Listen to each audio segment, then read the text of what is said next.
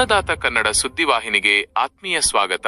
ಪ್ರಿಯ ವೀಕ್ಷಕರೇ, Jamkhandi Ramtirth royal palace ಕಾಲೇಜಿನಲ್ಲಿ ಕಾಂಗ್ರೆಸ್ ಸಂಸ್ಥಾಪನಾ ದಿನಾಚರಣೆ.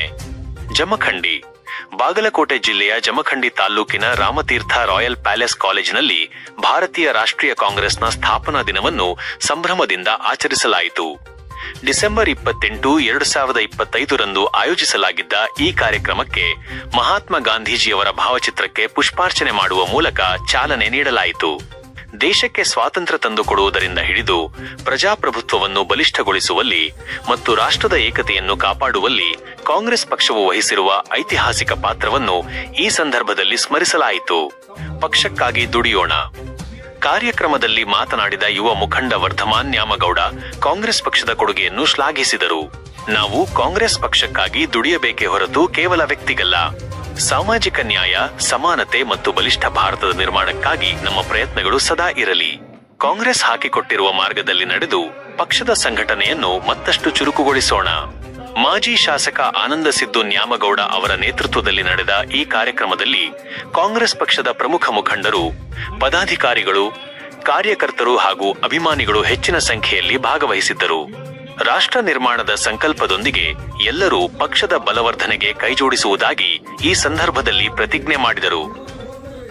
ಬ್ಯೂರೋ ರಿಪೋರ್ಟ್, ಅನ್ನದಾತ ಕನ್ನಡ ಸುದ್ದಿವಾಹಿನಿ, ಜಮಖಂಡಿ.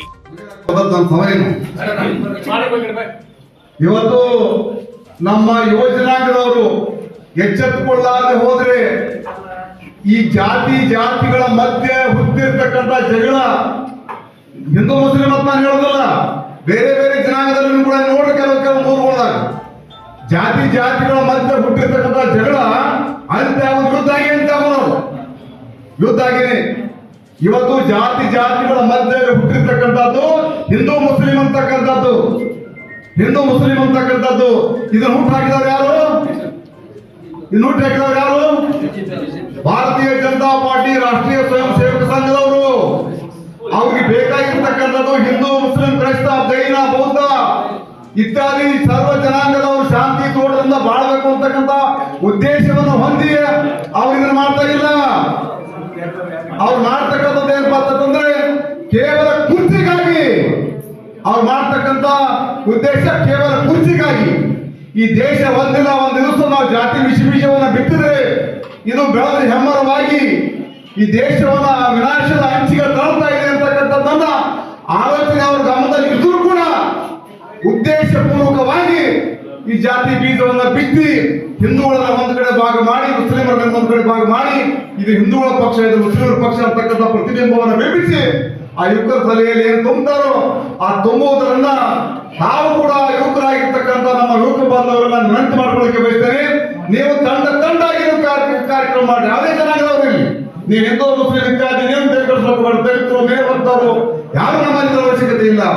ಯುವ ಜನಾಂಗ ಏನಪ್ಪಾ ಅಂತಂದ್ರೆ ನೀವು ಪ್ರತಿಯೊಬ್ಬರು ಕೂಡ ಒಂದು ಬೂತ್ ಮಟ್ಟದಲ್ಲಿ ಒಂದು ಯುವ ಸಂಘಟನೆಯನ್ನ ಮಾಡಿ ಇರ್ತಕ್ಕಂಥ ಸತ್ಯ ಸಂಗತಿಯನ್ನ ಈ ದೇಶ ಯಾವ ಕಾಂಗ್ರೆಸ್ ಪಕ್ಷ ಕೊಡ್ತಕ್ಕಂಥ ಕಾಣಿಕೆಯಿಂದ ಮೇಲೆ ಕೆತ್ತಿದ್ದು ಇವತ್ತು ಭಾರತೀಯ ಜನತಾ ಪಾರ್ಟಿ ಜಾತಿ ಮುಖಾಂತರ ಏನ್ ಮೇಲೆ ಹೊಂಟದೆಯೋ ಇದನ್ನೆಲ್ಲವನ್ನು ಅವರು ಗಮನಕ್ಕೆ ತರಲಿಕ್ಕೆ ಪ್ರಯತ್ನ ಮಾಡಿ.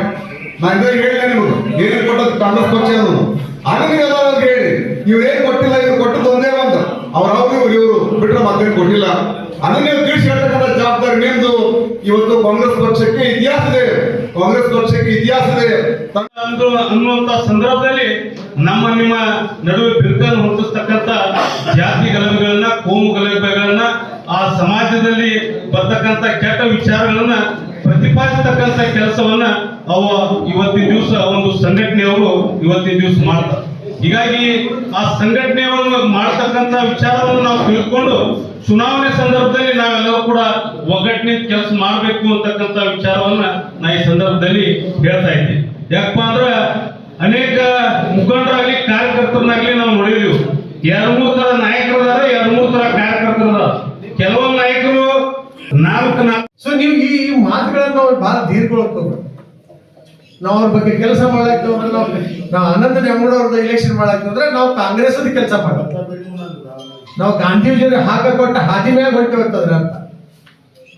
ಸೊ ನಾ ಹೆಚ್ಚು ಮಾತಾಡಲ್ಲ, ಯಾಕಂದ್ರೆ ನಾನು ತಡ ಮಾಡಿ ಹೋಗಿ ಅದಕ್ಕೆ ಕ್ಷಮೆ ಕೊಡುತ್ತಾ ಮುಂದಿನ ದಿನಗಳಲ್ಲಿ ನಮ್ದೇನೋ ಒಂದು ಗುರಿ ಅದ, ಅದು ಸಾಧಿಸುವಲ್ಲಿ ನೀವು ಎಷ್ಟರ ಮಟ್ಟಿಗೆ ನಾವು ಅದರ ಕರೆ ಉತ್ತರ್ತೀವಿ ಅಂತ ಅನ್ನೋದು ಅದು ನೋಡ್ಕೊಂಡ್ರೆ, ಅದು ಅಬ್ಸರ್ವ್ ಮಾಡ್ತಿರ್ತೀವಿ, ನಾವು ನೋಡ್ತಿರ್ತೀವಿ, ಅದರ ರಿಪೋರ್ಟ್ಸ್ KPCC ಹೋಗ್ತಿರ್ತಾರೆ. ಕಾರ್ಯಕರ್ತರಿಗೆ ಏನು ಇದು ಮಾಡೋದ್ರೆ ನೀವು ಸಂಘಟನೆಗೆ ಹೆಚ್ಚು ಮಹತ್ವ ಕೊಡಬೇಕು, ಸಣ್ಣ ಪುಟ್ಟ ವಿಚಾರಕ್ಕೆ ಕೊಡ್ಬೇಕು. ಅಧಿಕಾರ ಬರ್ತಿರ್ತದ ಹೋಗ್ತಿರ್ತದೆ. ಎಷ್ಟೋ ಜನ ಇದೊಂದು ಸ್ವಾತಂತ್ರ್ಯ ಅವ್ರಿಗೆ ಯಾರಿಗೂ ಅಧಿಕಾರ ಸಿಗ್ಲಿಲ್ಲ ಸಾಯುಧಕ, ಆದ್ರೆ ಅವ್ರ ಹೆಸರು ಅಜರಾಮ್. ಗಾಂಧೀಜಿಗೆ ಯಾವ್ದು ಪೋಸ್ಟ್ ಇರ್ಲಿಲ್ಲ, ಅವ್ರ MLA ಇಲ್ಲ, MP ಇಲ್ಲ, ಮಿನಿಸ್ಟ್ರು ಇಲ್ಲ, ಆದ್ರೆ ಅವ್ರ ಹೆಸರು ಇವತ್ತ ಅಜರಾಮರವಾಗಿ ಇದೆ ಅಂತ ನಾನು ಹೇಳ್ಕೊತಾರೆ. ಇವತ್ತು ಸಂಸ್ಥಾಪನೆ ನೀವೆಲ್ಲರೂ ಇಷ್ಟು ಲಕ್ಷಾಂತರ ಅವ್ರ ಅಭಿಮಾನಿಗಳು ಹೇಳಿದ್ರು, ಅಂಬೇಡ್ಕರ್ ಅವರನ್ನ ಇಲ್ಲಿ ಈ ಭೂಮಿಗೆ ತೆಗೆದುಕೊಂಡು ಬರ್ರಿ, ಅವ್ರ ಜನ್ಮಭೂಮಿಗೆ, ಅಲ್ಲಿ ದೆಹಲಿಯಲ್ಲಿ ಮಾಡಬೇಡ ಅಂತ ಹೇಳಿದ್ರು. ಅದಕ್ಕೆ ಇತಿಹಾಸ ಇದೆ. ಹೀಗಾಗಿ ಅಂಬೇಡ್ಕರ್ ಅವರನ್ನ ಅವರ ಪಾರ್ಥಿವ ಶರೀರವನ್ನು ಮುಂಬೈಗೆ ತಂದರು. ಇದನ್ನ ಕಾಂಗ್ರೆಸ್ನವ್ರು ಯಾರು ಏನು ಮಾಡಲಿಲ್ಲ. ಹೋದ್ರೆ ಕಾಂಗ್ರೆಸ್ಗೆ ಚುನಾವಣೆಗೆ ನಿಲ್ಲಂತುಕೊಂಡು ಕಾಂಗ್ರೆಸ್ ಟಿಕೆಟ್ ಕೊಟ್ರೆ ಅವಾಗ ಕೆಲವೊಂದು ಸೈದ್ಧಾಂತಿಕ ಭಿನ್ನಾಭಿಪ್ರಾಯ ಇರ್ತದೆ. ಅವ್ರು ಹೇಳಿದ್ರು ನಾನು ಪಕ್ಷೇತರವಾಗಿ ನಿಂತು ಕಾಣಿಸ್ಕೊಳ್ತೇನೆ ಅಂತ ಹೇಳಿದ್ರು. ಯಾರು? ಅಂಬೇಡ್ಕರ್ ಅವರು. ಅವಾಗ ಅವರು ಅನಿವಾರ್ಯವಾಗಿ ಒಂದು ಪಕ್ಷದ ಮೇಲೆ ಒಂದು ಅಭ್ಯರ್ಥಿನ ಹಾಕ್ಬೇಕಾಗತ್ತೆ. ಅವಾಗ ಇವರನ್ನು ಸೋಲಿಸಿದ್ರು ಅಂಬೇಡ್ಕರ್ ಅವರು ಬಂದ್ರೆ ಸಾವರ್ಕರ್ ಅವರು ಅಂಬೇಡ್ಕರ್ ಅವರನ್ನ ಸೋಲಿಸಿದ್ರು ಅಂತಕ್ಕಂಥದ್ದು ಇತಿಹಾಸದಿಂದ ನಾವು ತಿಳಿತೀವಿ. ಅಂಬೇಡ್ಕರ್ ಅವರನ್ನ ಸೋತರು ಕೂಡ ಅವರನ್ನ ಕಾನೂನು ಮಂತ್ರಿ ಮಾಡಿದ್ದು ಕಾಂಗ್ರೆಸ್ ಪಕ್ಷ ಅಂತಕ್ಕಂಥದ್ದು. ಅವರನ್ನ ಜವಾಹರ್ಲಾಲ್ ನೆಹರು ಮತ್ತೆ ಮಹಾತ್ಮ ಗಾಂಧೀಜಿಯವರು ಸಂವಿಧಾನವನ್ನು ಬರೆಯಲಿಕ್ಕೆ ಸಂವಿಧಾನ ಸಮಿತಿ ಅಧ್ಯಕ್ಷರನ್ನು ಮಾಡಿದ್ದು ಕಾಂಗ್ರೆಸ್ ಪಕ್ಷ ಅಂತಕ್ಕಂಥದ್ದು ಕೂಡ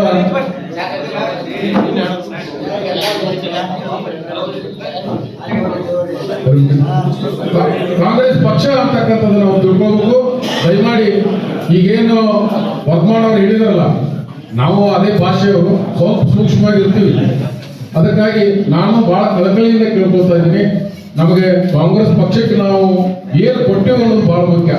ನಾವು ಸಾಮಾನ್ಯ ಕಾರ್ಯಕರ್ತರಾಗಿ ಯಾವುದಕ್ಕೂ ಆಸೆ ಪಡೆದ ಕಾಂಗ್ರೆಸ್ ಪಕ್ಷವನ್ನು ಕಟ್ಟೋಣ. ಏನು ಕಳ್ಕೊಂಡಿವೋ ನಾವು ಈ ವಿಧಾನಸಭೆಯನ್ನ 2028ರಲ್ಲಿ ಗೆದ್ದು ನಾವೆಲ್ಲರೂ ಕೂಡ ನಮ್ಮ ಕಾಂಗ್ರೆಸ್ ಪಕ್ಷದ ಭಾವವನ್ನು ಅರ್ಪಣೆ ಅಂತ ಹೇಳಿ ಮಾತನಾಡಲು ಅವಕಾಶ ಮಾಡಿಕೊಟ್ಟದಕ್ಕಾಗಿ ಪಕ್ಷದ ಎಲ್ಲರಿಗೂ. ಕಾಂಗ್ರೆಸ್ ಪಕ್ಷದ ಸಂಸ್ಥಾಪನಾ ದಿನಾಚರಣೆ 1885 ಮುಂಬೈಯಲ್ಲಿ WC ಬ್ಯಾನರ್ಜಿ ಅವರು ಪ್ರಥಮ ಅಧ್ಯಕ್ಷರಾಗಿ ಈ ಒಂದು ಪಕ್ಷವನ್ನು ಮುನ್ನಡೆಸ್ತಕ್ಕಂಥ ಕೆಲಸವನ್ನು ಮಾಡಿದರು. ಸುಮಾರು 139 ವರ್ಷ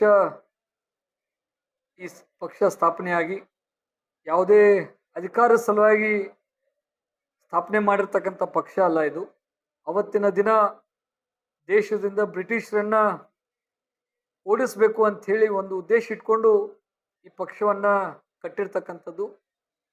ಇವತ್ತಿಗೂ ಕೂಡ ಭಾರತ ದೇಶದಲ್ಲಿ ಇವತ್ತು ಬ್ರಿಟಿಷರು ಇರದೇ ಇದ್ರೂ ಕೂಡ ಇವತ್ತು ದೇಶದಲ್ಲಿರುವಂಥ ದೀನದಲಿತರು, ಬಡವರು, ಹಿಂದುಳಿದ ವರ್ಗದ ಜನರು, ಮಹಿಳೆಯರು, ಅಲ್ಪಸಂಖ್ಯಾತರು ಇವರಿಗೆ ಒಂದು ಧ್ವನಿಯಾಗಿ, ಒಂದು ಶಕ್ತಿಯಾಗಿ, ಅವ್ರಿಗೆ ಒಂದು ಸರಿ ಸಮಾನವಾದಂಥ ಅವಕಾಶಗಳನ್ನು ಒದಗಿಸ್ಕೊಡ್ಲಿಕ್ಕೆ ಕಾಂಗ್ರೆಸ್ ಪಕ್ಷ ಇವತ್ತು ಕೂಡ ಆ ಹೋರಾಟವನ್ನು ಮುನ್ನಡೆಸ್ತಾ ಇದೆ.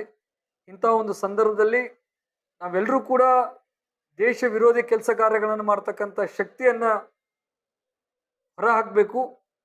ಈ ಒಂದು ದೇಶ ವಿವಿಧತೆಯಲ್ಲಿ ಏಕತೆಯನ್ನು ಕಾಣ್ತಕ್ಕಂಥ ಒಂದು ದೇಶ, ಇದು ನಮ್ಮ ಪರಂಪರೆ.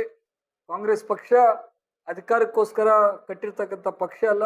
ನಮ್ಮ ನಾಯಕರು ಈ ಒಂದು ದೇಶದ ಸಲುವಾಗಿ ತಮ್ಮ ಪ್ರಾಣವನ್ನು ತ್ಯಾಗ ಮಾಡಿರ್ತಕ್ಕಂಥದ್ದು, ಹಲವಾರು ನಾಯಕರು ಜೈಲಿಗೆ ಹೋಗಿ ಬಂದಿರತಕ್ಕಂಥದ್ದು ಇವತ್ತು ನಾವು ಸ್ಮರಣೆ ಮಾಡುವಂಥ ದಿವಸ. ಹೀಗಾಗಿ ಈ ದೇಶ ಪ್ರೇಮದ ಬಗ್ಗೆ ಕಾಂಗ್ರೆಸ್ ಪಕ್ಷ ಯಾರಿಂದನೂ ಕೂಡ ಕಲಿಯುವಂಥ ಅವಶ್ಯಕತೆ ಇಲ್ಲ. ದೇಶ ಪ್ರೇಮ ನಮ್ಮ ಪ್ರತಿಯೊಂದು ರಕ್ತದ ಕಣಕಣದಲ್ಲಿ ಅದು ಇದೆ ಅಂತಕ್ಕಂಥ ಒಂದು ಮಾತನ್ನು ಈ ಸಂದರ್ಭದಲ್ಲಿ ಹೇಳಲಿಕ್ಕೆ ಬಯಸ್ತೀನಿ. ಹೀಗಾಗಿ ಇವತ್ತು ನಾವೆಲ್ಲರೂ ಕಾಂಗ್ರೆಸ್ ಪಕ್ಷದ ಸಂಸ್ಥಾಪನೆ ದಿನಾಚರಣೆಯ ಶುಭಾಶಯಗಳನ್ನು ನಾನು ಎಲ್ಲ ದೇಶದ ಬಂಧುಗಳಿಗೆ ತಿಳಿಸ್ಲಿಕ್ಕೆ ಬಯಸ್ತೀನಿ. ಈ ಪಕ್ಷ ಇದ್ರೇ ಮಾತ್ರ ಸರ್ವ ಜನಾಂಗದ ಶಾಂತಿಯ ತೋಟ ಆಗಲಿಕ್ಕೆ ಸಾಧ್ಯ. ಆ ನಿಟ್ಟಿನಲ್ಲಿ ಈ ಪಕ್ಷವನ್ನು ಗಟ್ಟಿಯಾಗಿ ಬೆಳೆಸ್ತಕ್ಕಂಥ ಕಾರ್ಯ ನಾವು ನೀವು ಎಲ್ಲರೂ ಸೇರಿ ಮಾಡೋಣ ಅಂತಕ್ಕಂಥ ಮನವಿಯನ್ನು ಮಾಡಲಿಕ್ಕೆ ಬಯಸ್ತೀನಿ.